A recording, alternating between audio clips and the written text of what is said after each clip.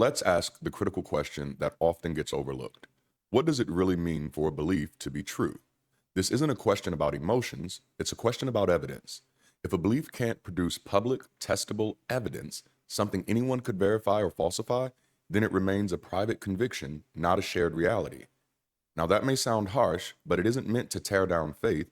It's meant to ensure we treat every worldview with intellectual integrity and honesty. Whether you believe in a resurrected carpenter, an Islamic prophet, a cycle of rebirth governed by karma, or no deity at all, you owe it to yourself to ask, how would I know, beyond a doubt, that this claim corresponds to something real? By defining truth as that which corresponds to objective reality, what philosophers call the correspondence theory, we refuse to let emotional resonance or centuries old tradition masquerade as proof. Ultimately, this is not an exercise in cynicism, but in consistency. If you demand rigorous proof for a guru's resurrection in India, you must demand the same for Jesus.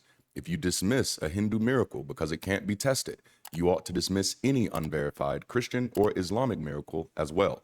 By holding every claim to one objective yardstick, we protect ourselves from confirmation bias and tribal favoritism.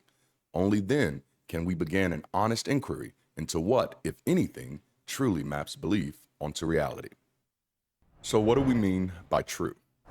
True here isn't just a fancy synonym for what I feel in my heart or what my community has always believed. In both philosophy and science, truth is tied to that correspondence between our claims and the way things actually are, what philosophers call the correspondence theory of truth. In other words, a statement isn't true simply because someone believes it. It must accurately reflect something out in the world or beyond it, if the claim is metaphysical. A poem can move you deeply or a sermon can stir your emotions, but neither counts as objective proof of a metaphysical claim.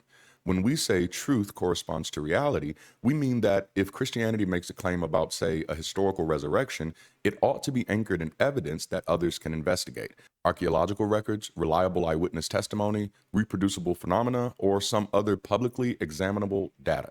If I say water boils at 212 degrees Fahrenheit at sea level, anyone can test that. If I say God raised Jesus from the dead, what public testable benchmark do I point to?